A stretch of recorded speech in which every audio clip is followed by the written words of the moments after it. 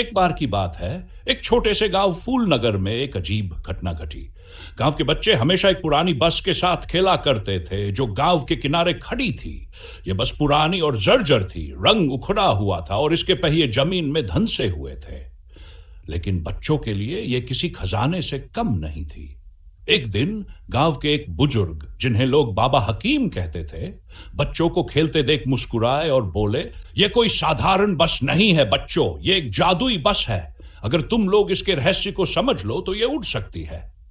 बच्चे आश्चर्यचकित होकर बाबा हकीम की बात सुनने लगे। एक बच्चा, जिसका नाम अली था, हिम्मत करके बोला, बाबा जी, यह कैसे उड़ सकती है? यह तो पुरानी और खराब हो चुकी है। बाबा हकीम ने अपने झुर्रीदार हाथ से बस के एक पुराने बटन की ओर इशारा किया और कहा, यहां एक खास बटन छुपा हुआ है। अगर तुम सब मिलकर इस बटन को दबाओ और इस बस से अच्छे इरादे रखो तो यह जादू के जोर से उड़ने लगेगी।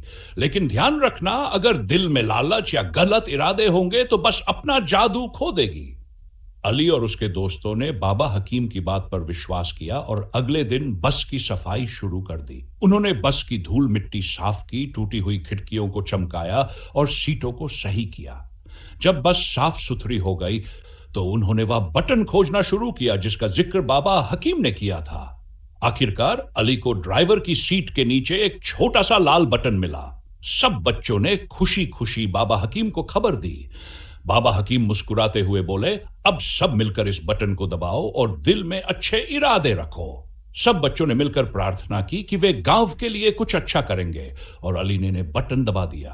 अचानक बस हिलने लगी, इसके पुराने पहिए घूमने लगे और धीरे धीरे बस जमीन से ऊपर उठने लगी। सब बच्चे आश्चर्य और खुशी से चिल्लाने लगे। बस हवा में उठ गई और गांव के ऊपर उड़ने लगी। गांव के लोग यह दृश्य देखकर दंग रह गए। यह क्या हो रहा है? एक महिला ने हैरान होकर कहा। यह तो बच्चों की वही पुरानी बस है, एक बुजुर्ग बोले। बस गांव के ऊपर चक्कर लगाती रही और बच्चे खुशी से नारे लगाते रहे। अली ने बाबा हकीम से पूछा, हम इस बस का क्या करें? बाबा हकीम ने कहा, बीमारों को शहर के अस्पताल ले जाओ, गांव के बच्चों को स्कूल पहुंचाओ और जरूरतमंदों की मदद करो। यह जादुई बस तुम्हारे अच्छे कामों का इनाम देगी। बच्चों ने बाबा हकीम की सलाह मानी। उन्होंने बस के जरिए गांव के लोगों की मदद शुरू कर दी। बीमारों को अस्पताल पहुंचाया, स्कूल जाने वाले बच्चों को दूर दराज के इलाकों तक पहुंचाया और कभी कभी गांव के लोगों को हवा में उड़ने का अनुभव कराया। बस के जादू का राज गांव वालों के दिलोशी और प्यार भर देता था। वे सब जानते थे कि यह जादू केवल नेक नीयत और सच्चाई से जिंदा है। और इस तरह वह पुरानी बस, जो कभी एक खिलौना समझी जाती थी, गांव की सबसे कीमती चीज बन गई।